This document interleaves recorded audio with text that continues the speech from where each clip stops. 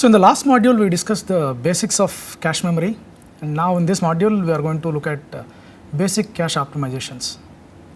So we know that once we have a cache memory, the overall performance can be improved. In other words, the cache memory can reduce the average memory access time. So if you look at the formula to calculate the average memory access time, it can be given as hit time plus the miss rate into miss penalty.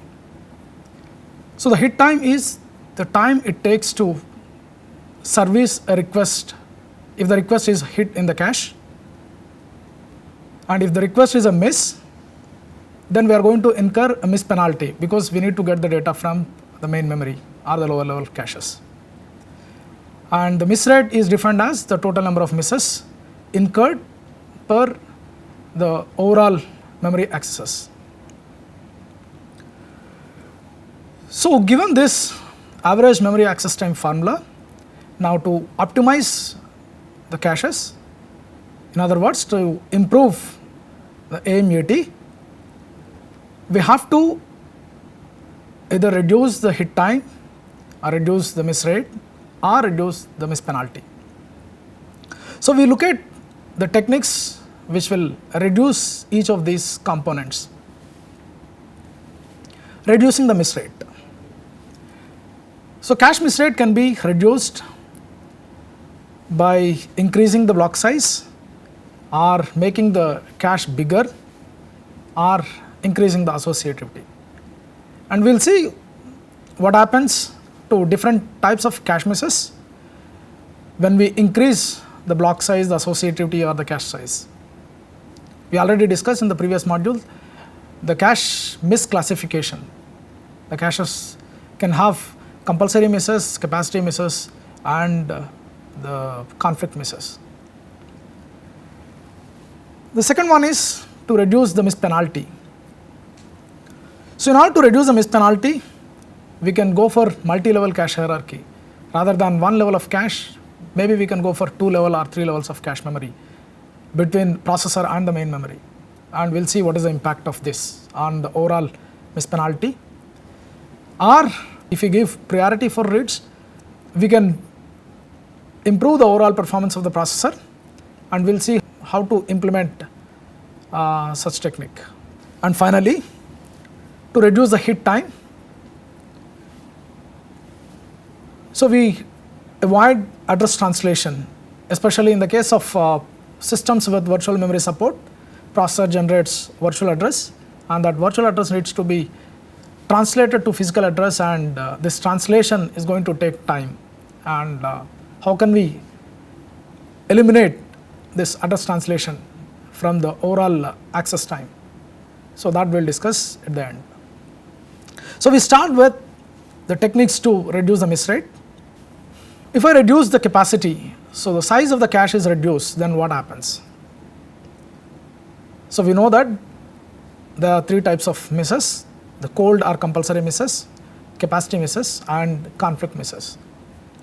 We already discussed in the previous module that the cold misses are not dependent on the size of the cache. Even when you have 16 KB cache versus 128 KB cache, your cold misses are the same in both the cases. But whereas in the case of capacity misses, as I reduce the size of the cache, automatically the capacity miss rate is going to increase because you have smaller size of the cache, so it keeps only limited amount of data in the cache. So as a result, applications may have increased capacity misses. In the case of conflict misses, it may increase the miss rate because of the reduced capacity. So let us assume that the block size is constant in 2 caches. One is with 64 KB and the other one is 128 KB. When I go from 128 KB cache to a 64 KB cache, as the block size is same, so we are going to have reduced number of cache blocks. And because of that, the application, if it is accessing random data which is located at different locations in the memory, So there is a chance of increasing the conflict miss rate. So in overall, if I reduce the size of the cache, the overall miss rate may increase. If I consider the opposite to this, which is like increasing the capacity of the cache, again there is no impact on the compulsory misses, but the capacity misses as expected is going to reduce. In the case of conflict misses, as I increase the cache size, the number of blocks the cache can accommodate is going to increase, and which in turn may reduce the overall conflict miss rate. Effectively, the overall miss rate may decrease if I increase the size of the cache. So this is about increasing or decreasing the size of the cache. Now we will look at the block size. If I reduce the block size, for example, if I consider 64 byte block versus a 32 byte block. So in the case of 64 byte block, I am going to bring,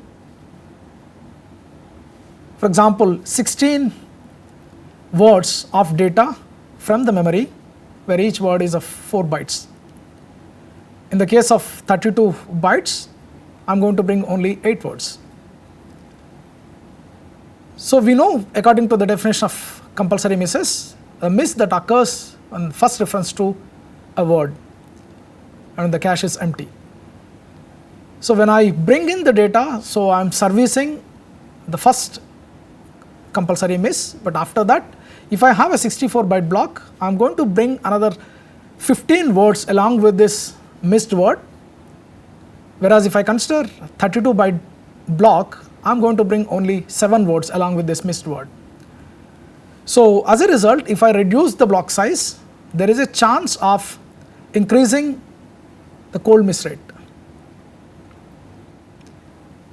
And in the case of capacity misses, if I keep the size of the cache same, but the block size is reduced, so as a result the number of blocks stored in the cache is going to increase, and as a result the overall capacity misses may decrease. Similarly, in the case of conflict misses, because the number of blocks stored in the cache is increased by reducing the block size, the conflict miss rate also can decrease. So effectively the overall misses varies. At the same time, if I, for example, increase the block size, the compulsory misses are going to reduce, but in the case of capacity misses, it may increase. Similarly, the conflict misses also may increase with the increased block size, because as the block size increased, the number of blocks stored in the cache is reduced, and if the application is exhibiting or accessing the data which belongs to different blocks, in that scenario, because the number of blocks stored in the cache is reduced now, as a result these misses may increase.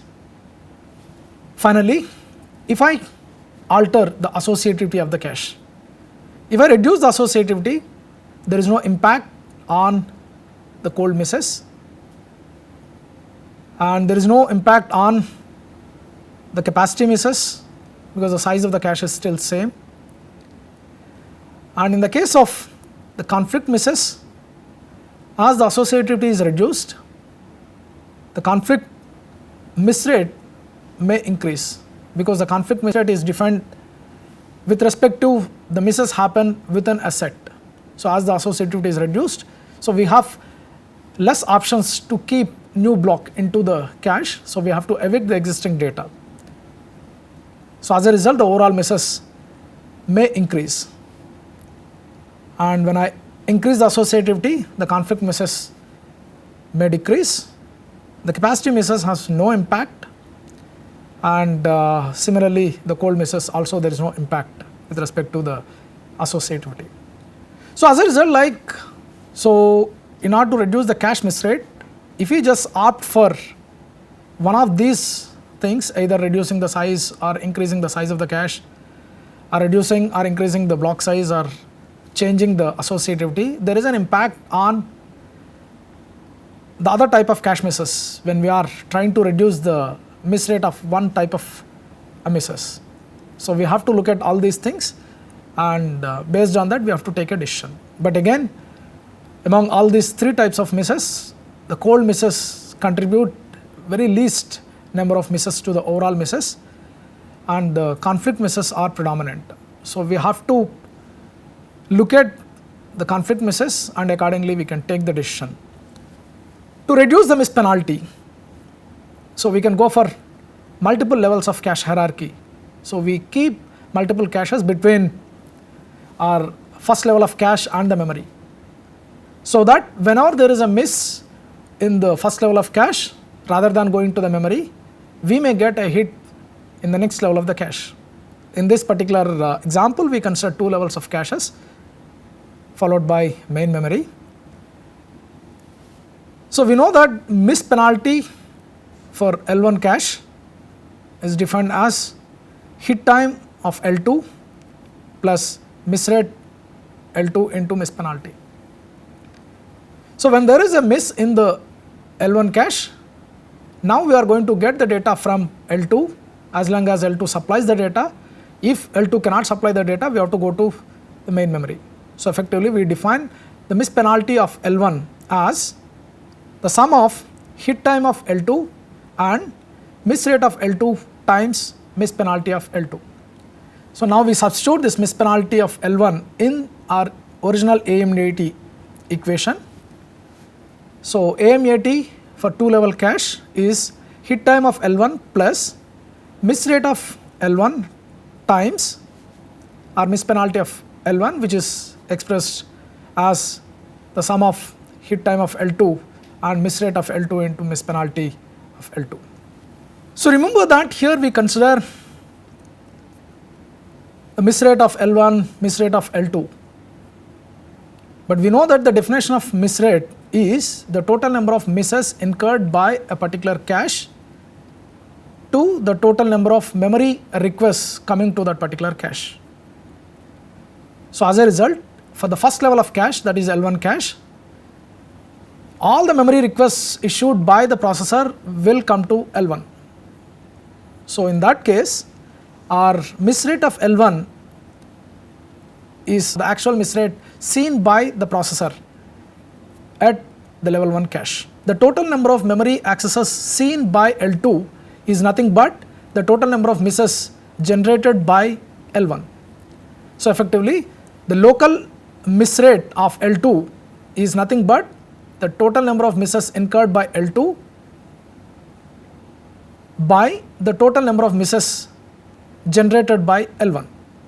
So we have to define the other term, which is a global miss rate seen by the processor. And in the case of level 1 cache, our local miss rate, our global miss rate is same, because it's the first level of cache where all the memory requests generated by the processor will be seen by the L1 cache. But in the case of L2, the number of memory requests seen by L2 is nothing but the number of memory request misses happen in the L1 cache. It is not the number of memory requests issued by the processor.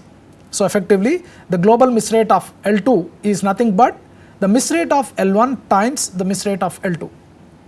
Now once you have multiple levels of caches, so how do we organize these caches? So the straightforward way is considering an inclusive caches. In the case of inclusive cache, the data that is there in L1 must be there in the level 2 cache, that is L2 cache.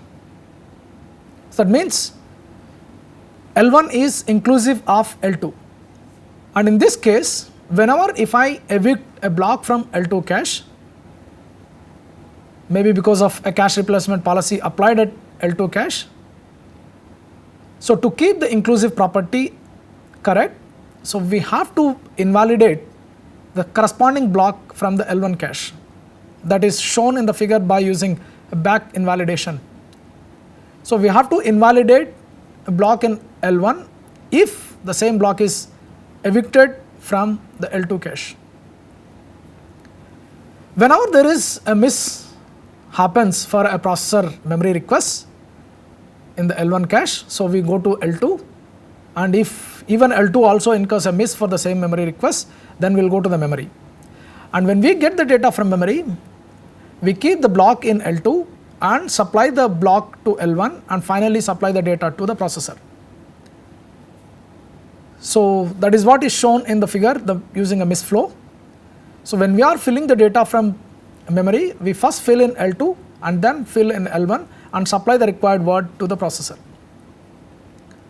This is simple to implement, but the disadvantage with the inclusive cache is your overall capacity is equal to the capacity of L2 cache only, because L1 is inclusive of L2.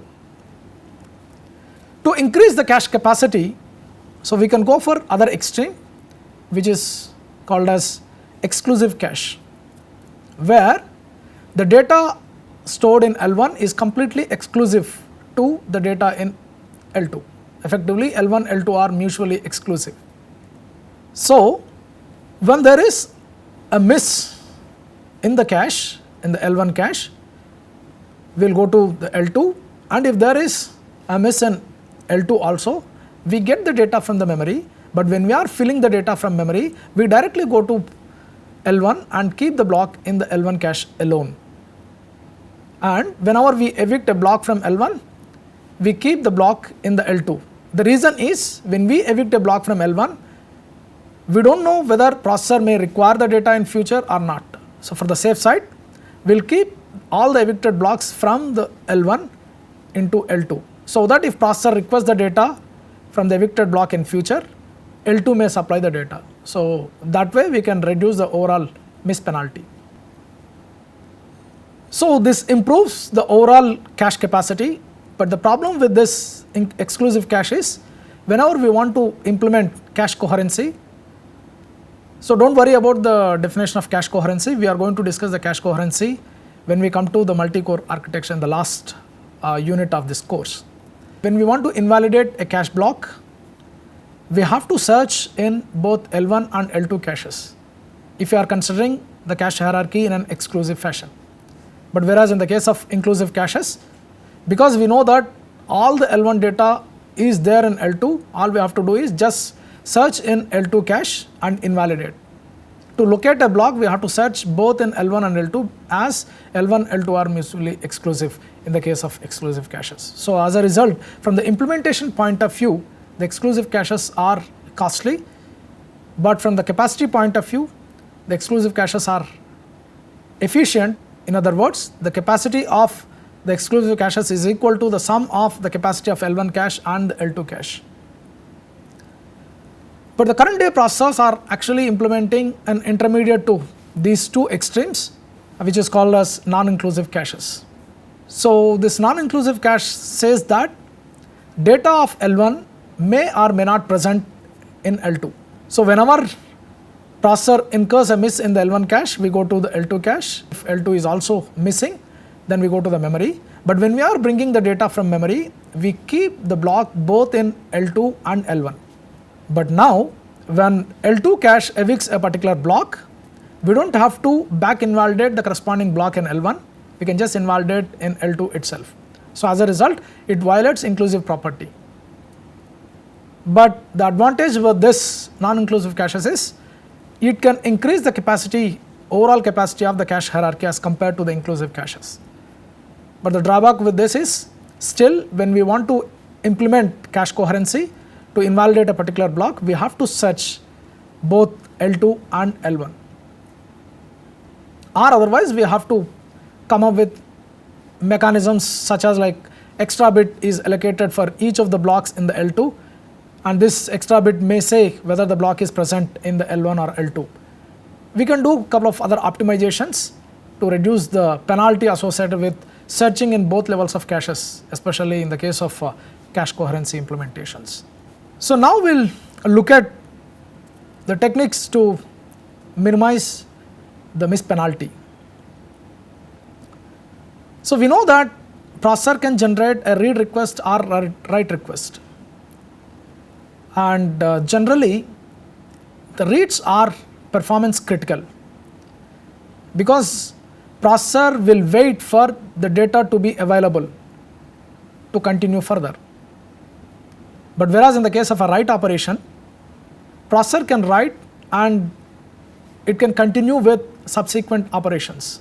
So as a result, we need to give priority for reads over writes. But in the normal design of a system with multiple levels of cache hierarchy, when a processor generates a write request and the write will be returned to the L1 cache, and when we are evicting a block from the L1 cache, for example, and the block is dirty, now what is going to happen is we have to write it to L2 to ensure that this write operation is completed. Especially in the case of write back caches, whenever we evict a block from L1, if the block is dirty, to maintain the consistency, we have to write the data to the lower level of caches. In this particular example, we have to write this dirty block from L1 to L2. Unless we perform that write operation to L2, we cannot proceed further in the normal cases. This is with respect to write back caches. If we consider the cache hierarchy is designed such a way that write through cache is implemented, then whenever processor is writing a word of data to L1 cache according to the write through mechanism, we have to write it to the lower level of the cache hierarchy also. That means whenever we are performing a single write operation, we have to write to L1, L2 and to the memory in this particular example. But writing to L2 is going to take more time. Similarly, writing to memory is going to take much more time. So as a result, if you are implementing the write through policy in the normal cases, then every write is going to take significant amount of time, and as the write is not performed, processor is not going to continue with the subsequent requests. That is going to degrade the performance significantly. So what we can do is, we can provide write buffers associated with each of the caches, and whenever we are evicting a block, a dirty block from L1, we can write the dirty block to the write buffer. Once we write the dirty block to the write buffer, then processor can resume execution of subsequent requests, performing the other operations and so on, and also cache is free with performing the other operations. Similarly, in the case of write through caches, when a processor is writing a word to L1 cache, the same word will be written to the write buffer, and the processor will not wait for writing to the L2 and the memory, because as long as we write to the write buffer, from the processor point of view, that write operation is said to be completed, so that processor can execute subsequent requests to this write request. This way we can improve the overall performance. So effectively, write buffers improve performance both in the case of write through as well as write back caches. But write buffers can create problems, especially a read after write hazard. If processor generates a read request to a block which is recently modified and evicted from L1, and this modified dirty data is stored in the write buffer between L1 and L2, and there is a read request to this evicted block, so this read request will incur a miss in the L1 cache, and if you are not going to look at the write buffer which is associated with the L1 cache and directly go to the L2 cache, L2 cache may supply the data, but the data is stale. So this is called as read after write hazard. In order to overcome this problem, whenever there is a read request generated by the processor and which incurs a miss in the L1 cache, we have to search in the write buffer with that particular address. Check all the contents of the write buffer on a read miss in the L1. Similarly, if there is a read miss happens at the L2, we have to search the write buffer contents associated with the L2 cache and so on. And if there is no conflict in the write buffer, we can supply this read miss request to the lower level caches so that the lower level caches can supply the correct data. But if there is a match with the write buffer contents, then the write buffer supplies the data to the processor for that particular read miss. And finally, we look at a technique to reduce the hit time. So when we have a system supporting virtual memory, processor actually generates virtual address for a load or a store. And this virtual address needs to be converted into a physical address. And because the physical address is the actual location, the actual address specified in the memory, so we have to convert virtual address into physical address. And to do that efficiently in the hardware, we are going to have the translation look aside buffers, TLBs. We search in the TLB and translate virtual address into physical address, and once we have the physical address, we partition this physical address into 3 segments. One is the block offset, the second one is the set index, and the third one is the tag associated with that particular block, especially in the case of set associative caches. And using these 3 fields, we search in the cache, and finally we supply the data if the cache has that particular data. But doing all this, the TLB lookup is going to increase your overall hit time. Even if the cache is supplying the data, we have to translate that before actually accessing the cache. So effectively, this TLB lookup is in the critical path to supply the data from the cache to the processor. So how do we reduce this, or how do we eliminate this TLB lookup? So in the normal cases, typically cache is designed as physically indexed and physically tagged. That is, only after address is translated from virtual address to the physical address, we actually search in the cache. First by looking at the set index into the cache, and then compare with the physical tag. So the caches which are designed using this principle are called as PIPT caches, physically indexed and physically tagged caches. But because this has a problem of increased hit time, in order to reduce this, we can go for virtual caches where tag lookup and the indexing into the cache can be done through the virtual address. But if you do completely with the virtual address, there are some issues such as protection as well as aliasing problems and so on. So that's the reason why typically caches are not designed completely with the virtual address search. So we can consider an intermediate technique which is called as virtually indexed and physically tagged. Our indexing into the cache can happen with the virtual address, but tag comparison can happen with the physical tag. So we'll just give an example where how this virtually indexed and physically tagging happens in a cache, which is designed as VIPT, virtually indexed and physically tagged caches. Given a virtual address generated by the processor, we partition that into 2 fields. One is a page offset and the other one is a virtual page number. From the page offset, we further divide that. So one component is going to give you a block offset, the second component is going to give you the L1 cache index. Effectively, this is the set index into this L1 cache. And virtual page number is divided into TLB index and TLB tag compare. And our TLB actually contains the virtual tag as well as the physical tag. So when we index both into the tag array and the data array of the TLB, we read the TLB tag, and this TLB tag is compared with the tag that we obtained from the virtual address, that is a TLB tag compare address. And if it is matching, then we read the data from the data TLB portion, and that actually gives the physical tag. Remember, while we are performing all these operations on TLB, we can also perform operations on the actual L1 cache by indexing into the L1 cache using the L1 cache index, and we read the L1 data. So once we perform these 2 operations simultaneously, one is performing the operations on the TLB cache, the other one is performing the operations on the L1 cache. So we get